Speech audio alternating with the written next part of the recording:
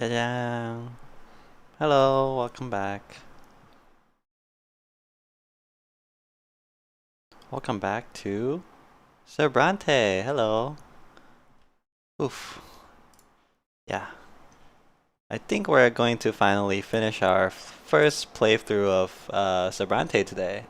Because I made it all the way to chapter 5 now. On my priest playthrough.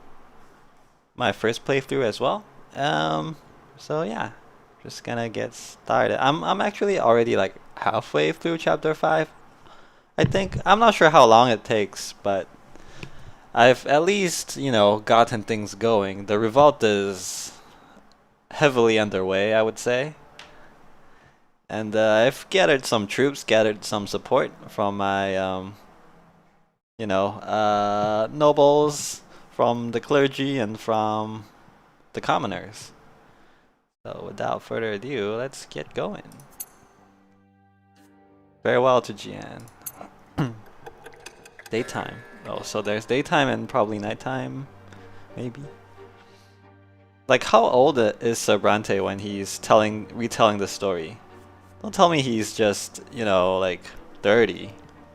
That'd be way too young for him to be telling his life story before his deathbed, right? Right?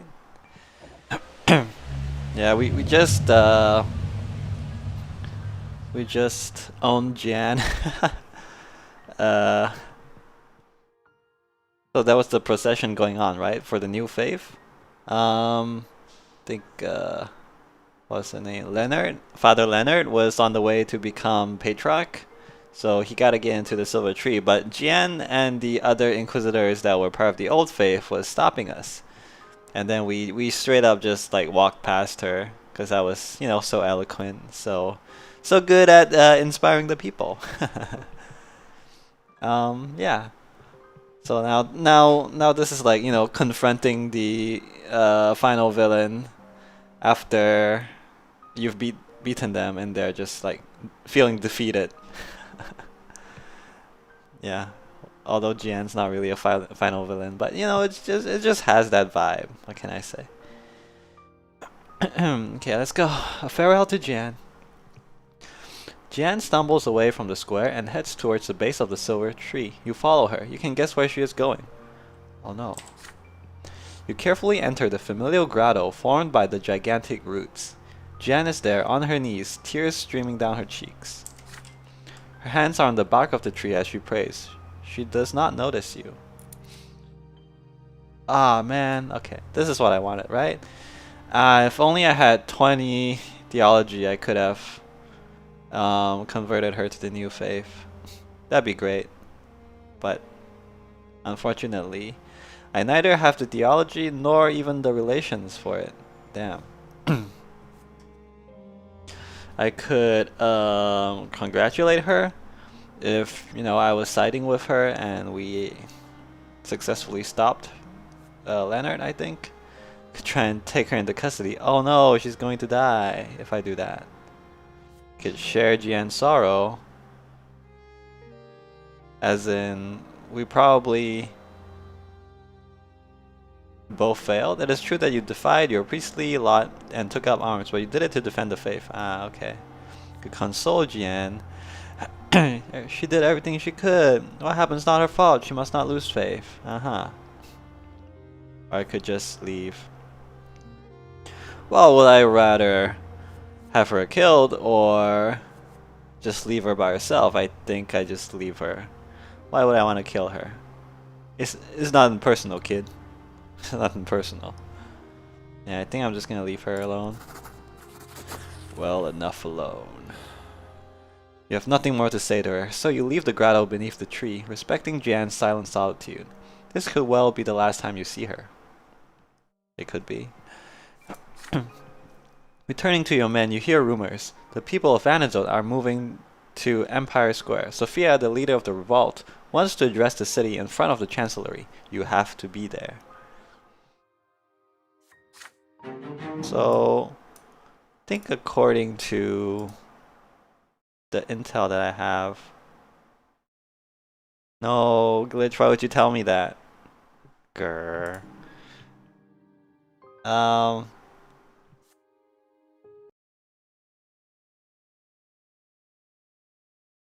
Gather your men and leave the silver tree for the heart of the city. The sun slowly begins to set.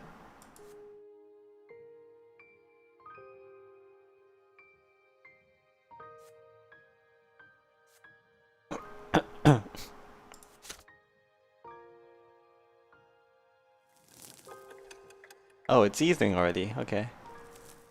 I think if I remember checking the conditions for me becoming the leader of the Inquisition, not the Inquisition, the revolt, then I have to kill Sophia, right? Or she has to die somehow. Yikes. I don't know. I don't know if I can do it when it comes down to it. The sun is setting. The blood-red sky quivers in the hot smoke from the fires raging throughout the city. You cannot help but recall a passage from the lives of the twins. One of the many pages Mother used to quote when you were a child. And the elder said, "Lo, I have cast the flame into the world, and I shall guard it until it begins to blaze." Could this passage be referring to today? You lead your followers to Empire Square. You walk around the rubble, past abandoned carriages and unfinished barricades. There have clearly been clashes here recently. The dust of the departed is still rising into the sky. Thousands fill the square before the chancellery. Well over half the commoners of Anazote. Thousands? That's not a lot, actually. Even if it's like tens of thousands, it's not a lot if they make up over half the commoners.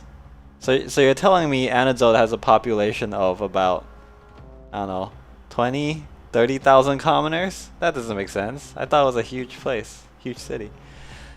The chancellery has been under rebel control since noon. All imperial officers either fled or were torn apart by the mob. Scraps of rumors and gossip reach your ears as you move closer. Did you hear what happened at the Great Tree? It's the Inquisitors. They just started slaughtering folks. They grabbed them swords of theirs and started killing unarmed people. Leonard's possession made it into the temple. That was a sign for the twins. All lies. The twins got angry and destroyed them all under the tree. The temple's gone, I tell ya. Gone's for good. Oh, tells ya. Gone for good. Okay. So maybe those were like all the different outcomes you could have. Like either the Inquisition could have killed a lot of people, or Leonard's possession made it into the temple and there was a sign. So I guess this is like the writer's way of covering all their bases. That makes sense.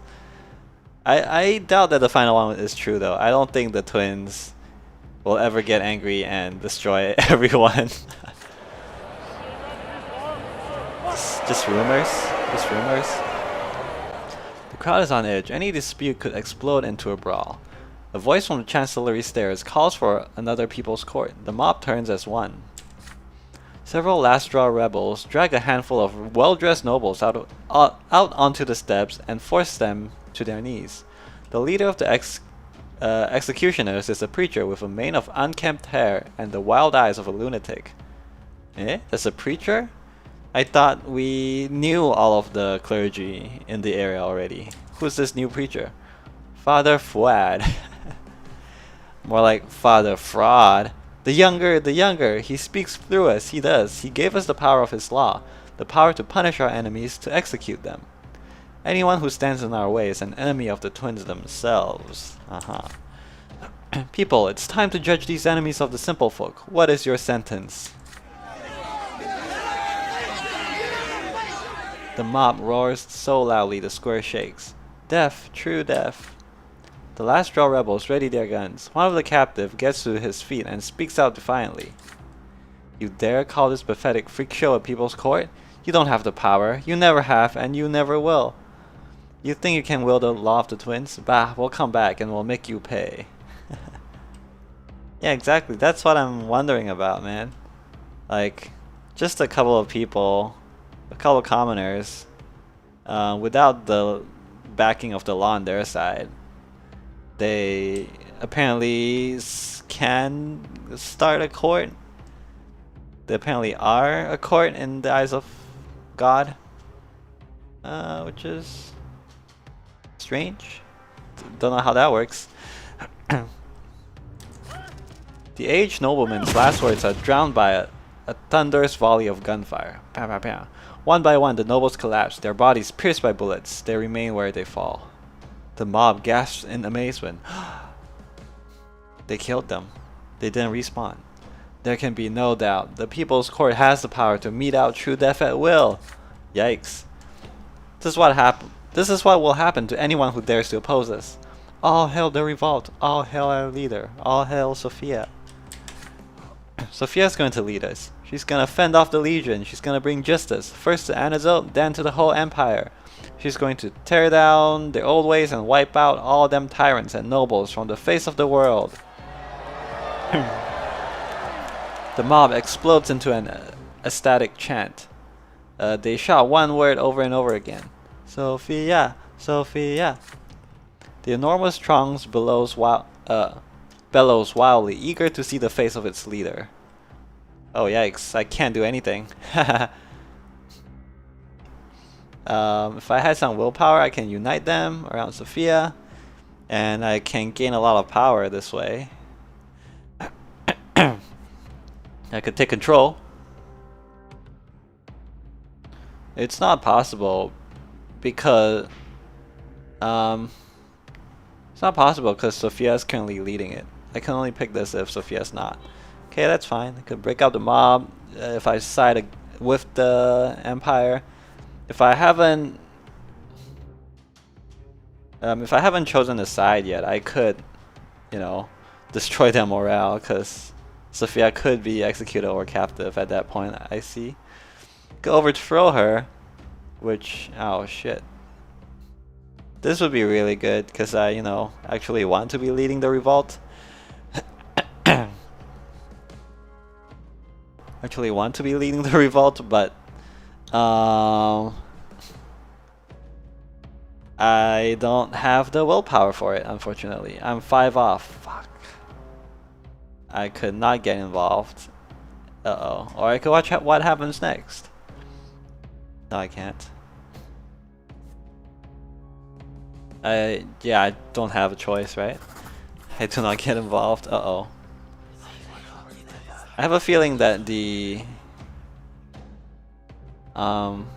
revolution isn't going to go the way I want it then.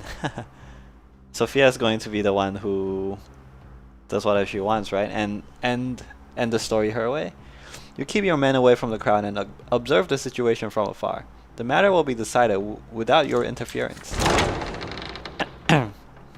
The door of the chancellery swings open and Sophia emerges from the thousands of people gathered in the square. Her silhouette seems to blaze in the light of the setting sun. She raises a clenched fist in the air, demanding silence. The enormous crowd instantly ceases its murmuring. The voice of the leader of the revolt rings with frigid fury. People of Anadot, today is not only the day we took up arms and cast off our shackles. Today is the first day of a new era. We will begin by taking back our city. We will eliminate anyone who dares to stand in our way. Then we will declare war against the old regime, against the entire empire. No mercy. Upon hearing these words, even the most frantic rebels fall silent. A frightened murmur ripples through the crowd. Is Sophia asking them to take on the entire world?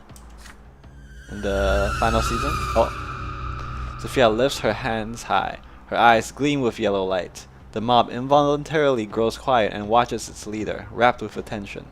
Sophia's golden glow is reflected in thousands of eyes. She's so powerful. Is she hypnotizing them?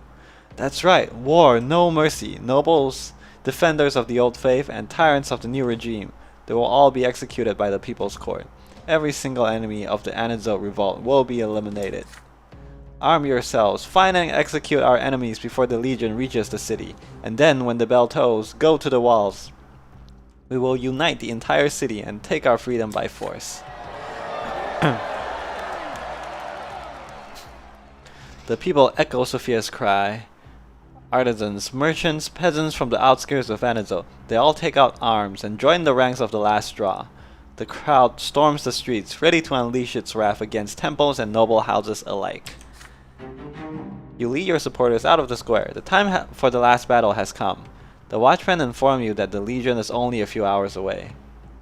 With the outcome of the revolt, will the outcome of the revolt be decided in combat, or is there a peaceful solution? It all depends on the actions you take in the coming hours.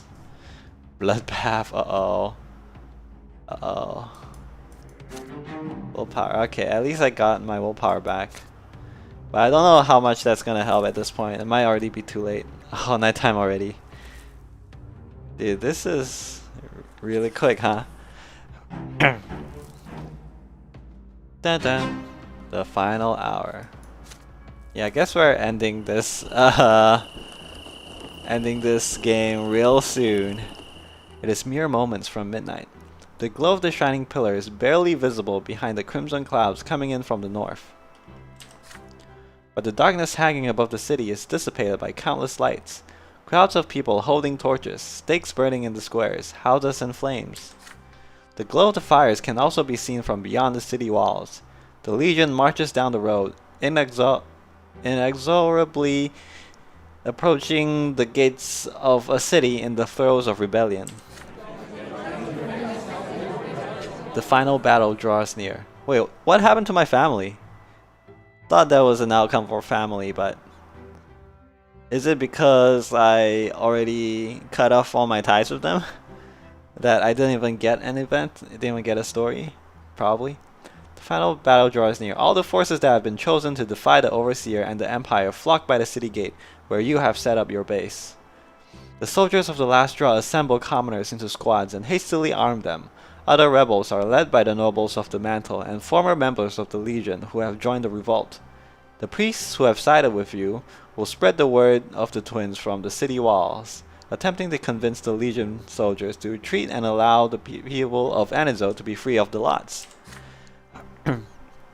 Preparations are also in full swing at the camp of the defenders of the Old Order, who have established a foothold in the ruins of Charmelanidas' palace.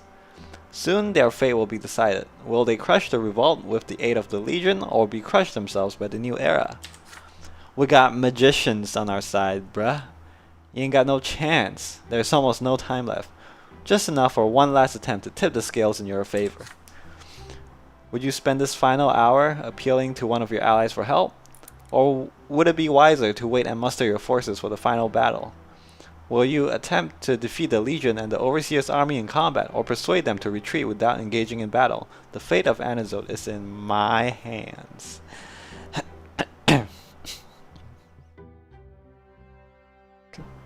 Could ask my family for help. I could gather the soldiers of the last straw. Could ask Leonard for help.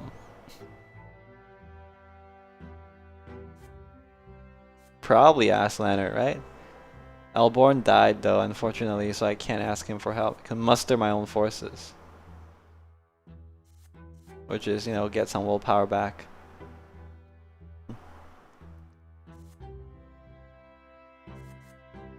Okay, I got 0 willpower. So should I get +10 or +5? I don't know. I already have a lot of strength. I already have max common folk support and max revolt. So it's just a question of having +1 clergy or +5 more willpower, basically. So what outcomes can I even go for at the moment? I can't get these two because I'm not leading the revolt anymore. Legion can be defeated, I think. Yeah, Anizo Massacre. This is probably what's going to happen. Dark Times. No, I don't think I will fall into Dark Times, probably. I could die. Could flee, sure. Could side the Empire, could lead the revolt. Let's see. If we wanted peace, right? We need a way still to be leading the revolt. I don't know if we have another chance for that. And either we defend the city or we get peace with the Overseer. Either way, I don't need more support from the clergy, I think. But 10 willpower could come in clutch, so I'm going to muster my forces here. A lot of things have to go exactly the way I want to still get that outcome. I don't think it will happen though. This day has already turned out to be the most arduous of your entire life, and the hardest part is yet to come. You need to take advantage of this lull to clear your mind. Who knows, perhaps your inner strength is what will decide the outcome of the coming clash. You walk away from the army's noisy preparations, sit on the parapet, and watch the city burn. Off in the distance, you can just make out the district where you were born and raised. Your memories bring you back to a time when you first walked these streets. In your mind's eye, you see young faces of Thomas, Stefan, and Gloria, but that is all in the past now. Rip. Rip, my friends. Thomas is dead, man. He's dead. Midnight strikes. You can hear the menacing threat of the Legion outside the city walls. The time has come. You order your troops to assemble and prepare to defend the wall. It's weird. Why do I command troops? I'm just a priest, man. I'm just a priest. Dun dun. Dun dun. Alright, revolt. Ah, right. I think I know what this is. God damn it. Yeah. Sophia is going to lead the revolt. And everyone's gonna get massacred. Yep. Yeesh. The battle for Ernadzote. The dark void beyond the walls of Anazote is lit by hundreds of lights. Heavy boots tread the soil. Armors clank. Halberds gleam. Drums beat a lively march. Led by the glow of the torches, the Magran Legion approaches the city walls. Gaius Tempus himself leads the Legion. It is the Overseer's duty to crush the revolt this very night and pacify the city before news of the incident spreads throughout the Empire. If the Overseer's hesitation allows the revolt to last even a few days, it could jeopardize not only his position, but even the fate of the entire province that has been entrusted to him. Before ordering an assault, the Overseer sent a message to the city. My subjects, lay down your arms this instant and open the gate. I know that you have been deceived by the insurgency. You have my word as an Arctian ruler that I will spare anyone who aids the Legion and turns over the leaders of the revolt. Should you disobey this order from your lawful ruler, none of you will escape disgrace, execution, and eternal torment at the foot of the Shining Pillar. But the Overseer's threat only further enrages the rebels. An entire city rebelling against imperial rule. Nothing like this has happened for generations. But not even experts in ancient history could have imagined what is happening on the streets of Anazote at this moment. The decisions you made today have led the entire city to rise up against the imperial rule. By nightfall, everyone who has ever suffered from noble tyranny has taken to the streets in support of the last straw. Even those who began the day cowering in terror from the Overseer's wrath have now emerged from their homes and joined your cause. The commoners' fear has been eclipsed by their rage. They march through the city in droves, ready to dispense their own justice.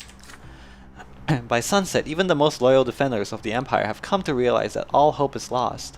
The Loyalists have amassed considerable forces at Charmelanidas' palace, but they are too late. Hordes of furious commoners storm their camp, crushing any resistance. Exhausted and demoralized by the futile fight, many defenders of the old order flee mob justice or surrender and accept their death with dignity. The moans of those trampled by the incensed throng can be heard throughout the camp. Abandoned imperial banners are hurled into the fire. We're so powerful. Make way! The crowd grows silent and parts before Sophia. The leader of the revolt is disheveled, her clothes stained with blood, but a predatory smile lingers on her face. Here, amidst fire and madness, she has finally found her place in the world. Just look at your former masters now. Pathetic, ain't they? They thought they could put us in chains again, but they dropped their swords at the first sight of us. They lied to you for centuries, telling you it was your lot to suffer and break your back for them. But look who's suffering now. I give you my word, tonight we're going to execute anyone who isn't on our side. Every single one of them. And then we'll feast among the ruins of the old world. Oh, hello, hello, Mr. Blank. Good. Blank Kate? The crowd roars, shaking their weapons in the air. Yeah, as you can see, we're almost finishing up this game now, I think. I think there's not much more after this, right? Sophia's like just tearing everything down at this very second. Now, the only thing standing between us and freedom is the Legion. But we'll take down the Overseer's troops just like we took down the Emperor's lackeys here in Anazone.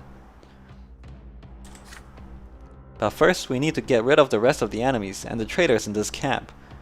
Roro, it's not me, right? I'm not a traitor. Wait a minute. Sophia takes a glance around the site of the recent massacre. Her merciless gaze stops at you. Uh-oh. Brante. I can't wait to see the ending credits when it tells you what happens to everyone. Oh, nice. So it's like, I don't know, the end of like a 90s coming of age movie.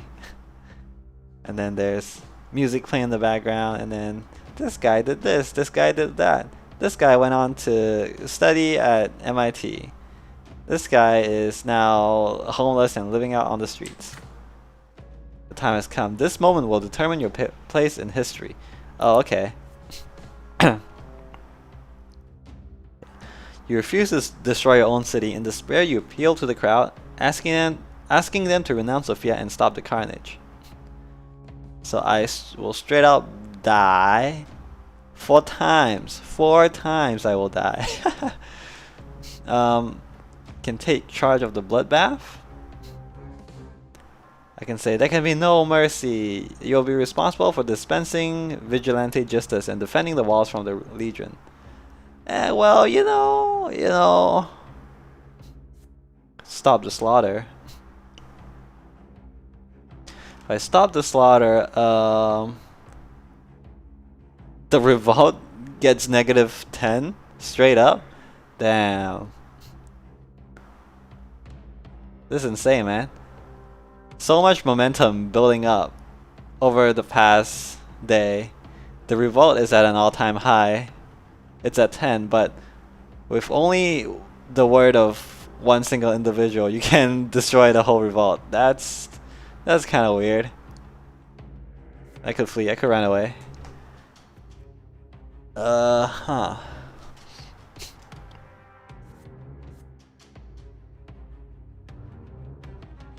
Well, either I take charge of the bloodbath or I just run away, I think.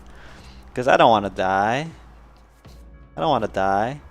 But you don't want to kill the Bay? Gaius Tempest? He's a Bay?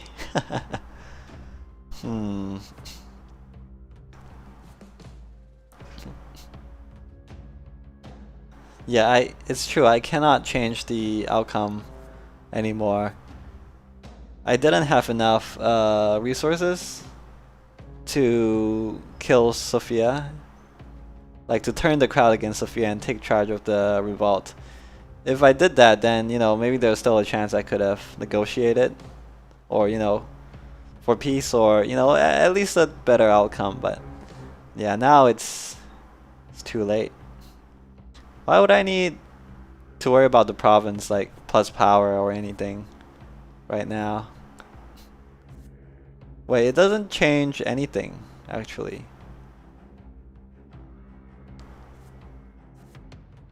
It's just like, Gaius Tempest will either live or die. But either way, the massacre is still gonna happen. And also, I don't have blood on my hands, I guess, because I'm not the one doing the kills. Alright, I'm running away.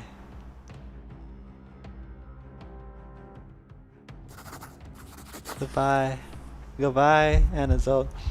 You break into a sweat beneath Sophia's merciless glare. This is your last chance. You have to try to escape. Perhaps you can flee the city before it is washed away in a wave of bloody mayhem. Wasting no more time, you dash through the crowd. Sophia looks at me and I just fucking bolt it. That doesn't really make sense, man. I guess it kind of does.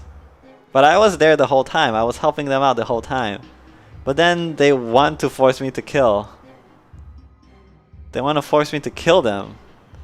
That's going too far, man. I don't want to commit mass murder. So I guess I gotta run away. Skillfully elbowing your way through the throngs and dodging those who stand in your way, you cause a commotion and disappear in the bewildered mob. What the fuck? I'm like the slipperiest guy in existence. Surrounded by an angry mob, with its leader looking at me, I still manage to slip away somehow. Brante's a traitor, get him! Dude, I'm not a traitor, I just don't want to kill people. You can kill people, go ahead. But at the moment, the heavy footsteps of thousands of boots are heard from the other side of the walls. Deafening gunfire echoes in the streets. The Legion is attacking. Damn it, forget Brante. We'll get rid of him later. Uh-oh. I'm a hunted man forever now. Everyone, to the walls! Fight!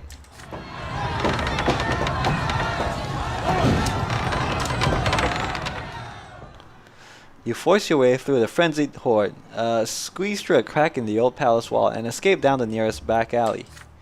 Darkness blankets the city, dispersed here and there by the glows of the fires. You are one of many citizens scrambling to take cover. No one stands in your way. You can escape a city under siege without... How can you escape a city under siege without being noticed? Even though you are alone, it is a difficult undertaking, but you have studied the darkest corners of Anazot quite thoroughly. You know where to go.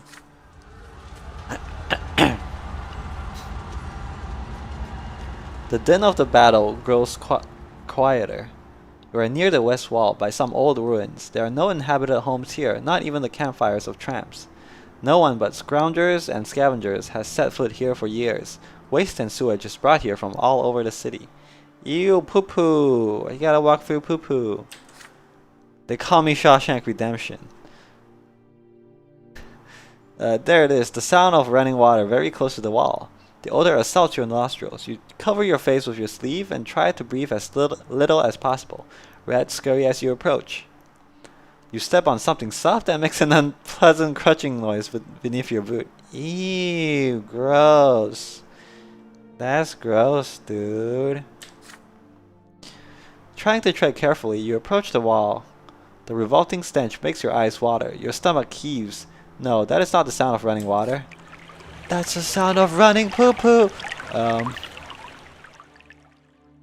This tiny creek, hidden under piles of trash, used to be a spring. There's still an old drain in the wall. It is now full of foul waste that is slowly oozing out of it.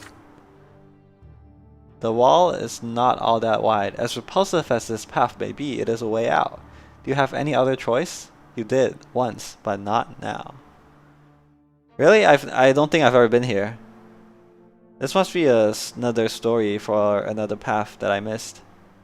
But yeah, I've never been here. So this is like forbidden knowledge that somehow is passed to me from a parallel universe, I think. There's no more time. Covering your face, you take a deep breath, hunch over and plunge into the foul-smelling muck. Ew, that's gross. After several lunges through the viscous sludge, you finally emerge, breathless, filthy, and exhausted, on the other side of the wall. You are free. We did it. It is quiet and dark. You can barely hear the noise of the battle from here. What is happening back there? You cannot tell. The battle is no longer your concern. You scrutinize the desolate horizon. What awaits you at the end of the road? How will chaos in Anazot end? What fate will befall the rest of the Empire? You cannot say. Everything you fought for, suffered for, strived to achieve, you have left it all behind. Fuck, my life was worthless. But at least you managed to save yourself. Yeah, I guess so. Hey, I'm still only like 30 years old. There's plenty of time left, right? As you look back at your life, your choices and decisions, your failures and achievements, you realize one thing. This life is a tale that deserves to be told. Before you vanish into oblivion forever, you will tell your story, the story of a man named Piper Brante. You take one last look at the city walls, then vanish into the wastelands of Magra. Alright, commoners are in power. The old faith is gone. The land is lawless, and the province is broke, basically. Got him. Lamau. We did it. Good job. Thank you, thank you. The revolt led by Sophia wins at the cost of relentless massacre. Alright, time to read what happens. Da da. Hey, hey, hey. Oh, that's it. Fire and What's that, blood Walheim? engulfed the streets Walheim of screen. Anizote Anizote. before spreading to the rest of the empire. I was saying it wrong the whole time. It was Anizote, not Anizote. Fuck. Outcome of the revolt. Okay. Don't you forget about me. Don't. Anyway, it only took a few days for the entire empire to learn of the revolt and the events that had transpired in Anizote. Anizote! The unthinkable victory of the common folk over the war engine that was the Imperial Legion. The ruthless and fearsome leaders of the rebellion. The terrifying slaughter of the nobles, priests, and anyone else who stood in the insurgents' way. By the end of the second day, the revolt had reduced the city of Anizote to a charred, smothering ruin. Thick, acrid smoke from burning buildings and gunpowder blanketed the city. Is that why they won? Because they had guns? That's probably why. Probably a big reason. Can't believe the nobles were too dumb to use guns. Like, it's definitely an arms race, right? Bodies swung from ropes on every street. Like, if you know guns exist, I feel like the military themselves should have guns. Like, you know, if they want to act in their own best interest, that is. But I feel like maybe it's good that they don't have guns, because it allows the people to overthrow them, right? But if I was the one in power, I wouldn't have done that. That seems like a stupid move to make. Yeah, we're banning all guns, including for ourselves. No guns for anyone, including us. That just means that whoever doesn't want to follow your laws have the advantage to start with. It's honorable, I'll say that much. It's honorable and maybe even good, but not very smart. Alright, anyway. The results of the Justice of the People's Court, sprawled, abandoned, lead-riddled corpses, could be found in every square. The events of those days entered the annals of history as the Great Anizote Massacre. But the rebels were not content. Having purged all their enemies from Anizote, they immediately began to march across the province. Still powerful, still have their forces.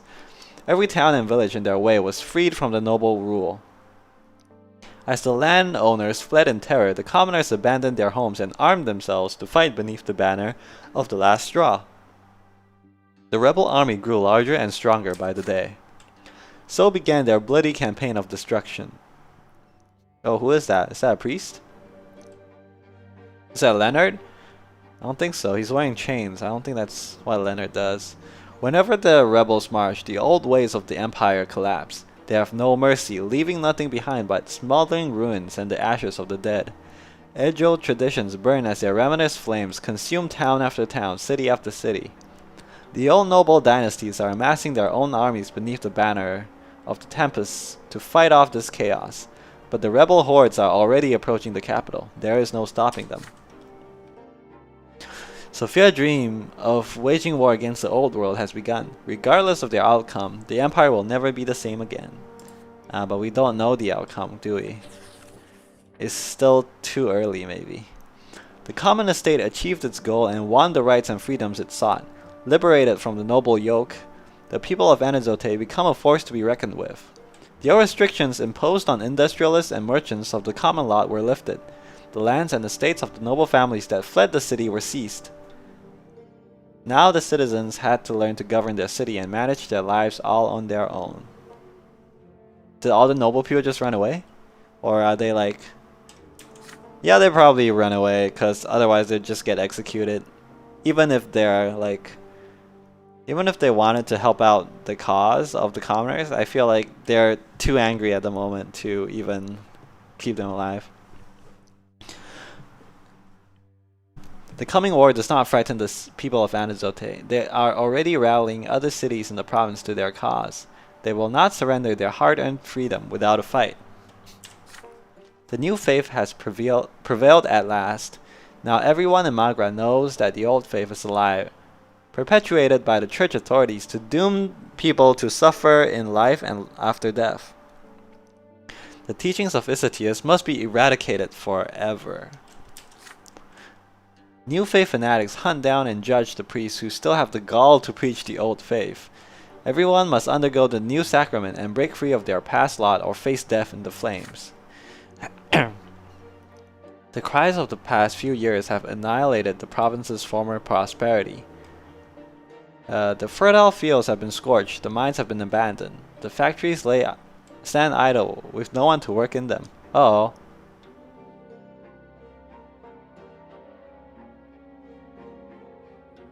Yeah, it makes sense that people are poor. It is wartime after all. And with no one left to import the soil, no one can grow any plants, right? So yeah, Sophia, how do you intend to feed this army of yours? The looming threat of hunger and poverty drives the people to back-breaking labor and the tried and true ways of their ancestors.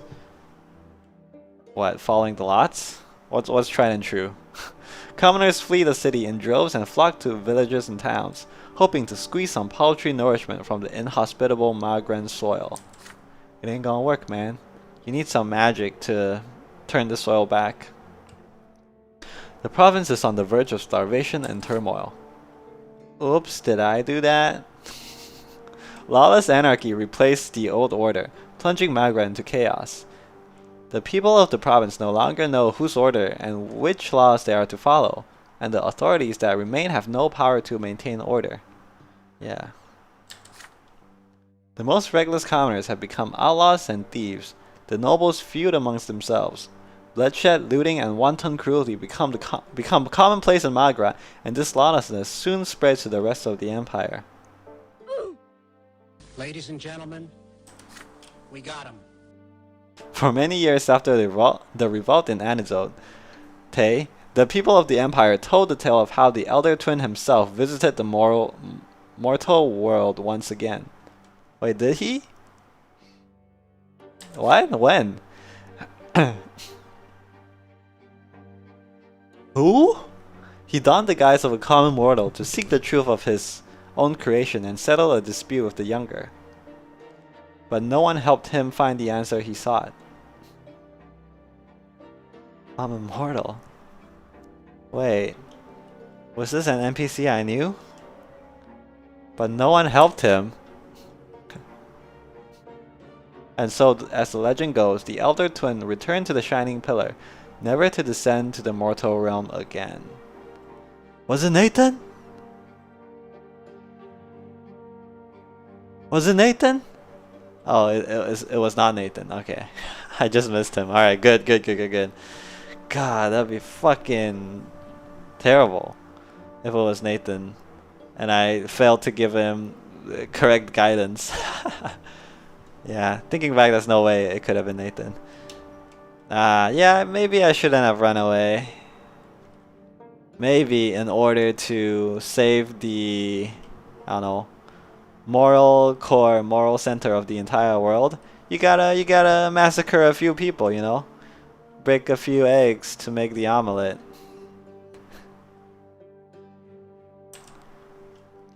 Damn, if only I massacred more dudes. I could have had a chat with the god and told him to make the world a better place. Fuck. My bad, guys. I let the world down. Over everything. I don't know, I barely knew him, man. What, he gets a free pass just because he's hot? That's kinda weird. The Arctian commander fought with all his might against the rebellious rebel he so despised. Yet even a skilled swordsman such as he was doomed when confronted with a city-wide uprising. Darius Aten. The haughty Archnean became Sophia's prisoner, and so his life was forfeit. He spent his final moments in inconceivable agony. Sophia did not permit him to die until his spirit and body were completely and utterly broken. Yeah, that's what you get for killing Alborn, motherfucker. Long after once invincible Darius Aten was no more, the corpse of the mighty Archnean remained chained to the Anizote gate. Yes, he does get a free pass. I see, I see. Ulrich took advantage of the chaos that had gripped Anizote and the painful schism within the ranks of the Inquisition to easily evade pursuit. Hey, just like me, dude. We're one and the same, right? The heretical Inquisitor is still at large, preaching his doctrine somewhere on the edge of the Empire, forcing the Willis Sacrament upon more and more new adepts. Okay. So there is the edge of the Empire, right? But what is beyond that? What about humanity beyond the walls? You know what I'm saying? The profane heresy survived, and now it bides time, waiting to re-emerge. And someday, somewhere, it will. Dun dun dun! I should add that to my soundboard. Dun dun dun!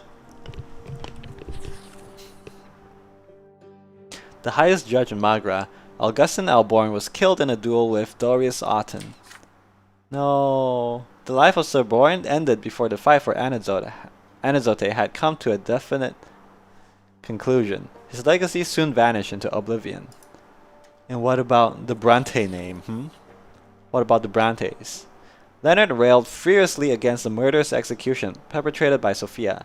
In an effort to end the massacre, he sought to reconcile the opposing factions. Hey, that's what I would have done if I was in charge of the revolt. Uh-oh, Leonard was labeled as the enemy of the revolt, huh?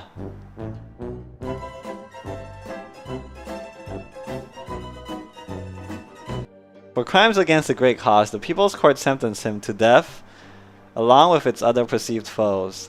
He spent his final moments in prayer, tormented by the realization that he had unwillingly helped to precipitate this terrible slaughter.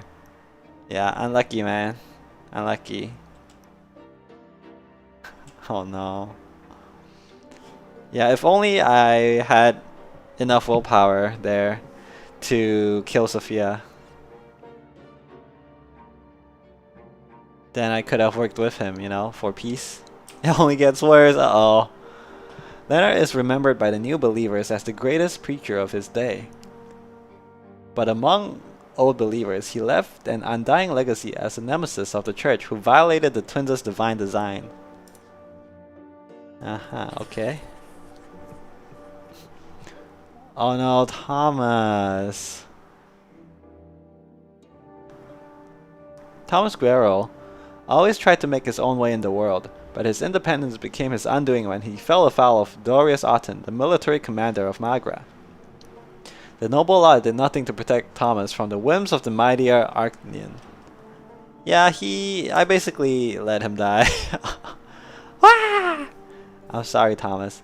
As the Empire was consumed by unrest, no one noticed or remembered the final death of a Legion officer by the name of Thomas Guerrero. Yep, unlucky. Pouring out for our homie. Jian was captured by the Last Straw insurgents. They sentenced her to true death as one of the most ardent opponents of the revolt. Oof. Yeah, I guess no matter if I left her alone or if I arrested her, she would have died. Unlucky man. Oh well. By Sophia's order, the People's Court burned the priestess at the stake in view of the ruins of the Inquisition ward. Rip Jian. Ever since she was young, Sophia had been the living embodiment of hatred, the spawn of every hideous injustice committed in the Empire. She prevailed in struggle for Anizote, and that victory finally revealed her true power. She was a magician, right? Now Sophia casts her shadow over every corner of the Empire, her eyes blazing with yellow flame, eager to incinerate every army and province in her path. No one can stop Sophia and defeat her bloodthirsty hordes. After the victory in Anizote, the inveterate rebel began a brutal war against the old order, a war that had seemed utterly unthinkable just a few years ago. A war of annihilation. Sophia is remembered as the woman who destroyed the Blessed Archean Empire and burned the old world to the ground.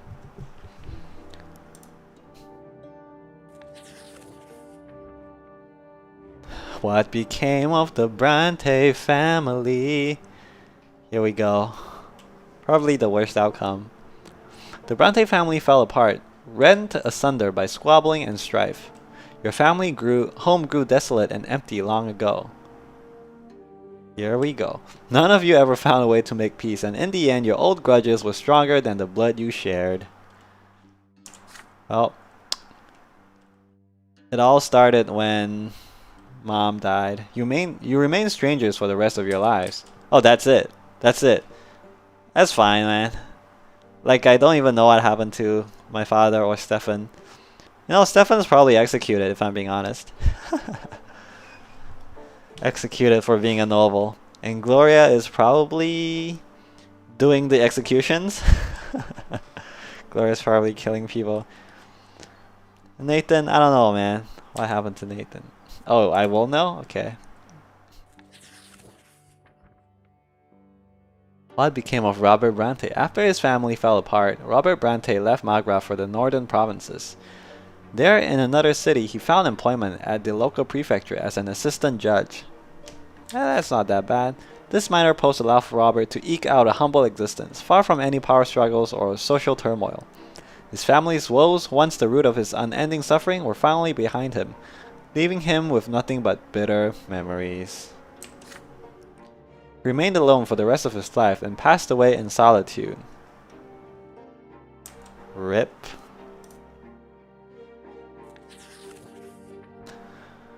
Your mother passed away from illness long before these events transpired. Lydia Brante was not there to see what became of her family. Good. Good, it's better this way. Having severed all ties with the family, Stefan had no reason to remain in Anizote. After abandoning his aspirations for the Brante bloodline, he fully dedicated himself to his own ambitions. Your former brother took a new name, Stefan Elborn. Ooh, he got adopted, maybe. He moved to the capital and began working hard to earn himself a place in the emperor's court. But in the end, Stefan was too plain-spoken to survive in the realm of courtly intrigue. His bold and ambitious nature swiftly earned him a plethora of enemies at court. Before long, he was falsely accused of plotting against the crown.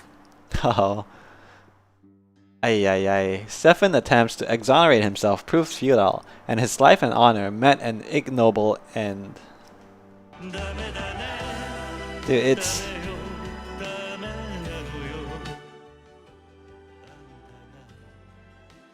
I mean, I wasn't that correct, cause I thought Stefan would be executed by the rebels, by the revolt, but he was not.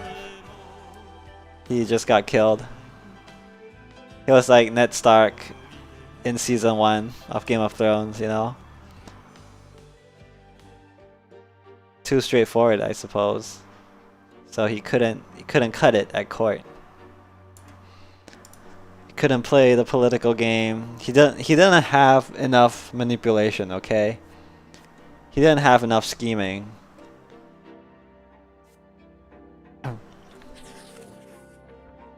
Too much valor. After that unforgettable quarrel in the Brante home, Gloria left Anizote to travel the Empire. She hoped to see the life of the common folk firsthand and transcribe the truth in her travel notes. The news of the revolt back in Anizote reached Gloria during her trip through the province of Illyria. She seized the opportunity right away and sparked an uprising against the crown among the local commoners. Whoa, she's starting a new chapter, a new branch in the capital province. However, the province noble militia swiftly suppressed the riots. Ruh-roh! Gloria was captured and sentenced to hard labor in the mines for life. Yikes. Damn it, Gloria.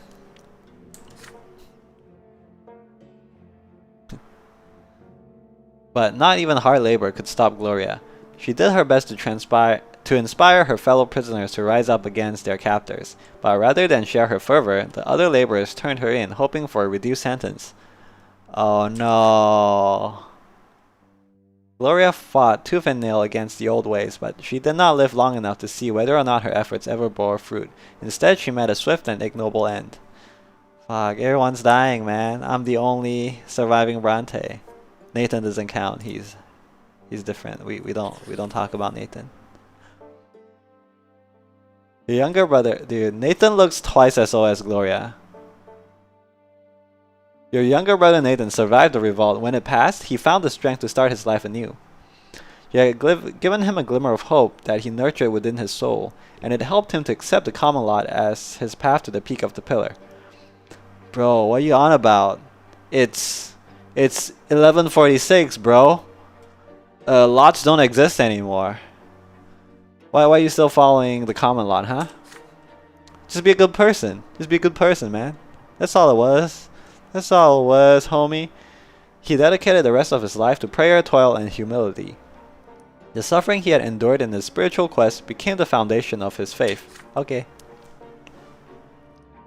When the end came, Nathan departed to the twins' final judgment without fear. Okay.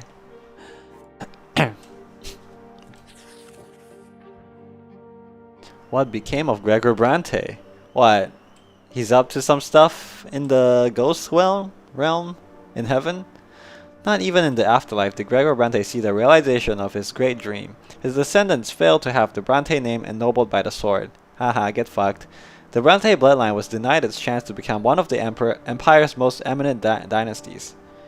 Yeah, but what's the point of having a good place in court in the Empire when the Empire is being overthrown right now?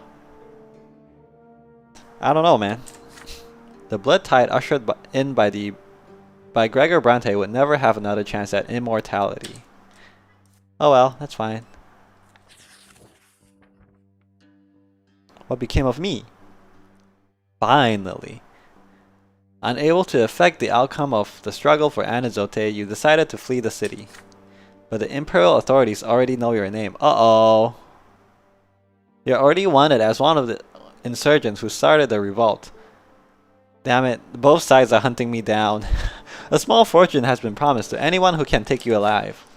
The rebellion also remembers the name Brante as a notorious traitor who fled when he could have led them to the moment of truth. Uh-oh. The People's Court has already found you guilty. You spend the rest of your days in hiding, moving from one well-populated city to the next. You live your life on the run, hunted by the Empire, pursued by the rebellion's executioners. Damn it. Sad.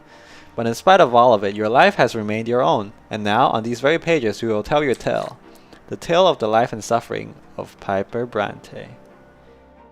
We did it. It's over. That's all, folks. The hour of your death has come. Your soul has left your body, never to return. So I died of old age, I think. You are taken to the peak of the shining pillar. Every moment separates you more and more from the mortal realm. The link that once bound you to it is gone forever. If I knew I was going to die of old age, I would have, like, done something to use up my final life. You know what I mean? Like, post on Craigslist, like, hey, I'm gonna die anyway, so if any serial killers wanna kill someone legally, then, you know, just pay me, I don't know, $20,000 and you can take one of my lives. Because I'm not gonna use it anyway, right? Get shot in the head. Get paid 20,000 G's. 20 big ones.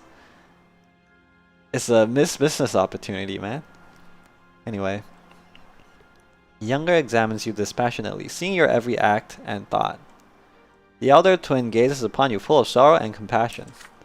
You have ascended from the mortal realm. From here, you are about one step away from partaking in eternal bliss atop the peak of the shining pillar. But first you must be judged by them, just as every other soul born in this world has been judged since time immemorial. Only their judgment can decide whether you deserve to remain atop at the peak or be hurled down to the foot. Uh-oh. You stand before the twins. Your very essence is laid bare before them. All the secrets of your inner self revealed in full. Your soul is like an open book to them, one that preserves the story of your entire life. You lie prostrate before the gods. The time has come to take responsibility for your own mortal life. I can't believe it. Consequences? For my own actions? How dare you? The elder twin asks, are you thankful to the gods for the life you live? I can be thankful. I can be happy that my life happened. I can be glad it is over. I could refuse to submit. I can hate them. Grr. I can regret being alive. Not really. You can regret how I didn't make use of my life to the fullest. Or I could be calm.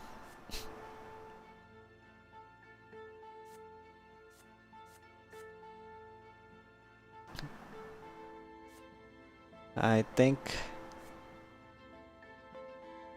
I'm just calm, man. I'm just calm. Wasn't the best outcome. Probably one of the worst outcomes, to be honest. But, you know, I tried my best.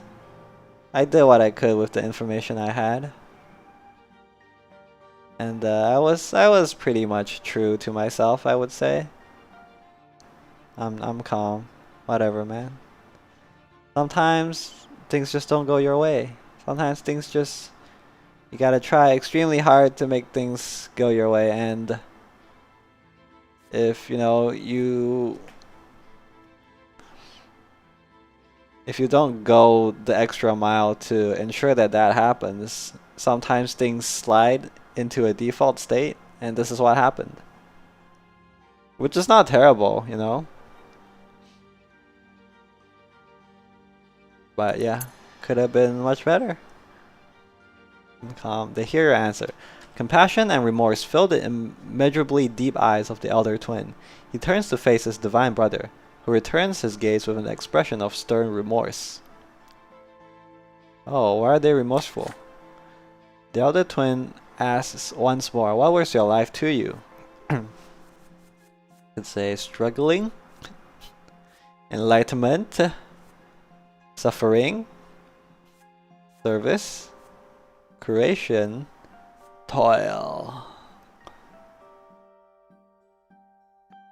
or empathy. The way I played, I would definitely say enlightenment. But also struggle is kind of correct too. Yeah, I wanted to know more about this world so that I can make, you know, an informed decision about my beliefs, right? Because that's how I usually view the world. Like, I want to know a lot. I'm curious, but the curiosity is like a means to an end, I would say. The means to form my own beliefs and to, you know, decide on my own moral values. I'm gonna choose empathy. Wait, what did I choose? I chose struggle, right? I think I chose struggle and then moused over empathy or something like that. Anyway, the other twin bows his head warily, considering your response, but the stern visage of the younger already looms above you. Uh-oh. Human by the name of Brante. Who, Robert? Gregor? Who did you... What did you live for? Okay, it could be principle, freedom, power, happiness, faith, or other people. I don't know, I would like to pick happiness, but I don't think my actions reflected that at all. I didn't really, like, you know, try and make my family happy or even carve a path that would make me happy. I became a priest, goddammit. That's like the opposite of searching for your own happiness, right?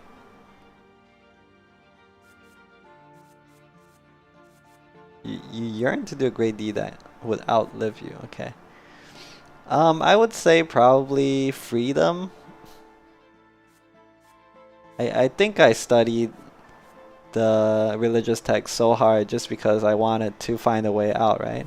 Wanted to find an interpretation that could let people choose their own lots. That was the new faith, so freedom. The younger's gaze lingers upon your bare, defenseless soul. The divine figure continues its stern interrogation. What did you leave behind? Oh. Oh, I thought they meant like what um what aspects of your life did you abandon, as in leave behind, right? But no, it's saying that what's my legacy? What did I leave behind after I die? I see. Probably change, I'd say. Not order for sure. Disorder, if anything. Doctrine? Maybe doctrine. What? It's kind of change and doctrine is a bit interchangeable, interdoctrinable. I left no mark. Yikes. Achievement, legacy, definitely not home or order. I think doctrine, sure. The new faith is my dude. The younger twin now moves towards you with clear intent, poised to render his judgment, but the elder twin restrained his brother with a gesture. A divine voice fills you once again. Did your life make the world we made better and more perfect? There's no such thing as more perfect. Come on. Perfection by definition means it can't be more perfect. Jeez. And these guys call themselves gods. Psh, don't even know about basic logic. Owned. Sorry. Sorry. It became better. It cannot be changed. It did not become better. It became worse. You do not know. I feel like it became worse, to be honest. I should not have left. I cannot be changed. It did not become better. Became worse. I don't know. Maybe I'm just a pessimist, but I feel like it became worse. Well, but you gotta remember, before all of this, the world was a place where commoners were just born to suffer and be oppressed by the noble people. And you know, after my life, some commoners can live by themselves, albeit in poverty and not having the means to actually carve a life out for themselves. And you know, they also have many years of wars to look forward to. So I don't know if it became better. But sometimes, you know, things gotta become worse before they can become better, right? And it's not like I'm personally responsible for all of that. Played a small part maybe, but I'm not Sophia, you know. I'm not the one leading the charge, trying to kill everyone in my sight who oppose me. I don't know, hard to say, hard to say. Hard to say what would happen if I was not alive.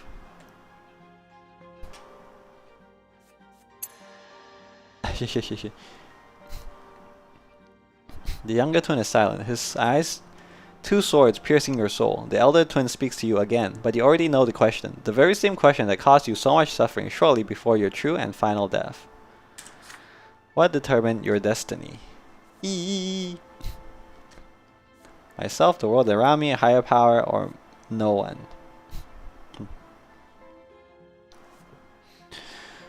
Definitely not higher power. Maybe the world around me. Because, you know, a lot of times I did feel like I wanted to do something, but I couldn't. Because of, you know, didn't have enough relation, didn't have enough stats, didn't have enough willpower, blah, blah. That's what I feel. Yourself too, maybe. But I did have a lot of choices that I could actually make. For example, you know, I chose which path I want to follow. Could have remained lotless. I could have become a noble. So in that case, myself could have been an option. But I think I'm leaning most towards no one. Yeah, destiny does not exist. It's all chance, baby. You can't predict the future. No one can. Maybe gods can, but meh. The twin gods exchange a glance that lasts a brief moment, and all eternity. Then the hand of the elder twin reaches out to you, glowing with light and warmth. The gods offer you an unprecedented opportunity to change your destiny, to rewrite the book of your life. New game plus? Would you like to take a different path in life? Oh no, the hardest question, the hardest choice in the entire game.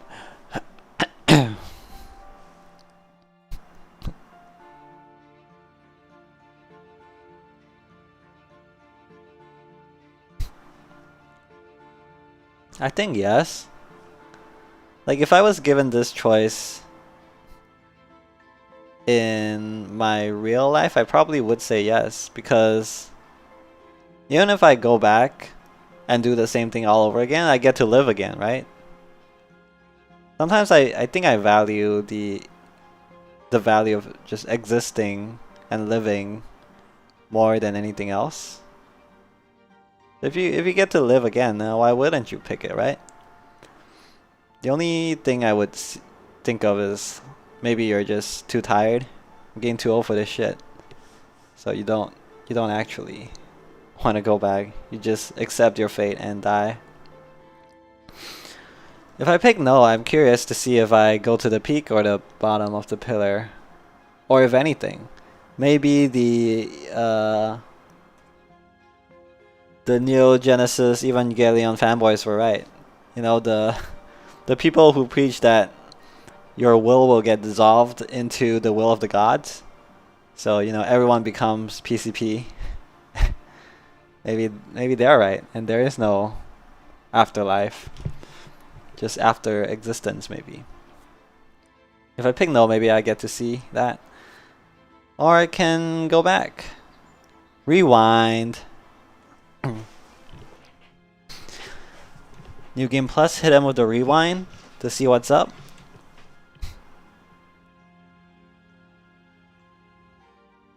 I think I just want to see the end right now, because I can always just play a new game, right? Fresh life. Alright, no, my life is over, man. It's a hardcore run. No response. You reject the hand of the elder. The immense divine silhouette withdraws in sorrow. The younger twin steps forward, leaving you to face his law alone. Uh-oh. I feel like the elder was actually trying to get me a free pass. Like, oh, you're gonna suffer for eternity, but, you know, I'm giving you a chance to turn your life around. But the young is like, oh, you don't want to go back? Alright, see ya, boy. Get damned forever. The soul of a man named Brante lies prostrate at your feet. You have witnessed his entire life, known his every act, seen his every thought and desire. Oh, this is from the perspective of the god now. The gods. No other soul could ever walk the same path. So many difficult choices, so many emotions, so much pain. Another soul awaits your judgment. You know no mercy, nor does your brother. Every mortal must walk the path chosen for him to the very end. Those who abide by the precepts set forth by you and your brother shall return to you and become a part of you. Those who reject you shall know the eternal suffering of oblivion. Wait. So were they right? If you're a good boy, then you get absorbed into the god? But if you're a bad boy, you suffer forever.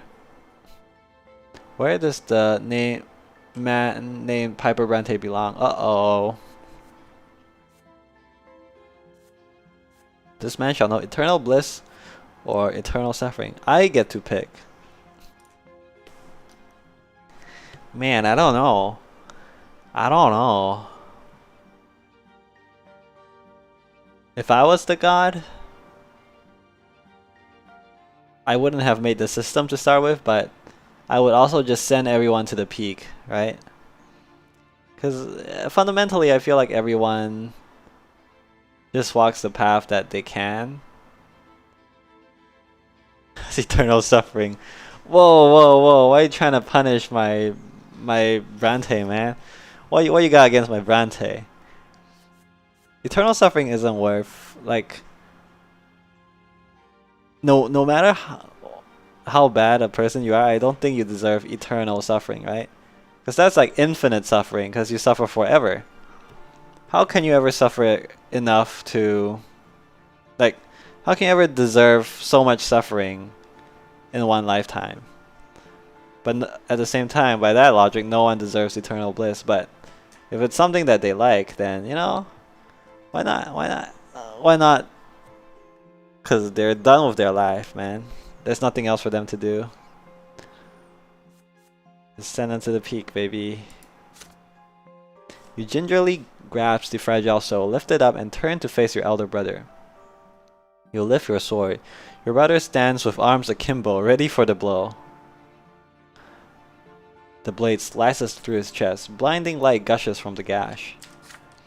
You bring the minuscule soul to your brother's chest, and it dissolves in the stream of shimmering luminance. A tiny fragment of your shared creation has rejoined the whole. Wait, fuck! I got absorbed. My will is gone. The man named Brante is no more. There's only eternal fount in which now he abides.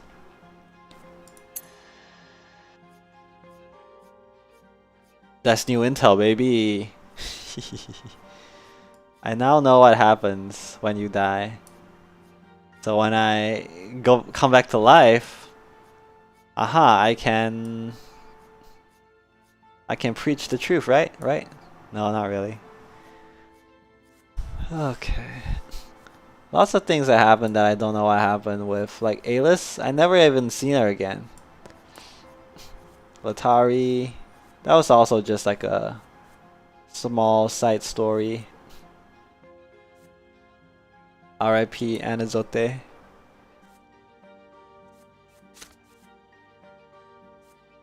End life. Sever. Is that the developer name? Sever. Or is it me severing my soul from my body? Hey, it's over. We did it. We finished the game. Wow. It's been a long day without you, my friend. That's my mom. And I'll tell you all about it when I see you again.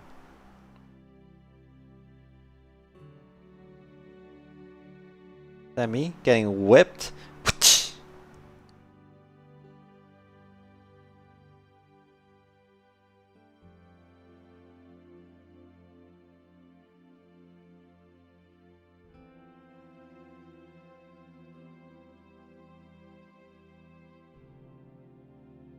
Okay. Okay. Alright, skip credits, that's enough. Thank you. Thank you.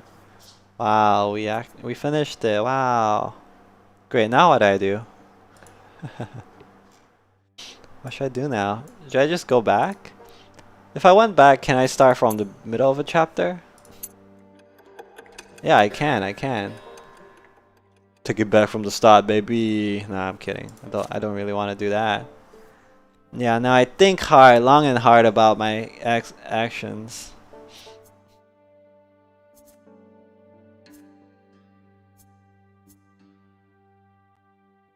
Yeah. I think if I wanted to keep playing this game, I would have to like go back and plan out a path, I guess. Because I no longer really care about making my choices as like someone who doesn't know the story. I could play the other paths, I guess. But if I want to play it again, I would honestly probably just try and do some research beforehand to see what the stats I needed are. I could even just, you know, rewatch the footage back and see what stats I needed that I didn't have. For example, like Unity. I should go back and see every point in time where I could have gotten Unity and planned out my Brante path. That's life planning for ya. Literal life planning. But I don't know. This game is a bit slow too, I'd say. I enjoyed it, but I feel like playing it once should be enough for me.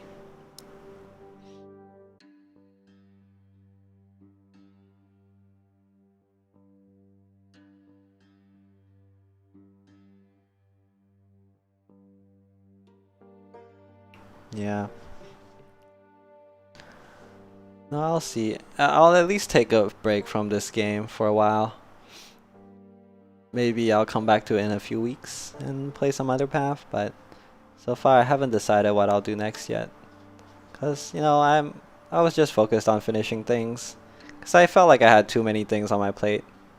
Like I started too many different games, and it was just getting hard to keep track of. Yeah, now that I've finished this, I can maybe continue finishing Omori, I think. Once I finish Omori, then the world is my oyster, so to say. Then I can decide on what I wanted to do. Okay, okay. Yeah, but I think that's it for today. I don't think I'll play more Omori today. I am a bit sleepy, sleepy weepy. Okay. Alright, I'm gonna end the stream now then. Thanks for watching. Thanks for stopping by, Mr. Blanket. Yay, yay.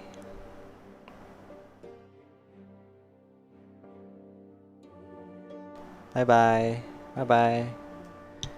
Hope you enjoyed this playthrough of Brante. Hope it was, you know, something.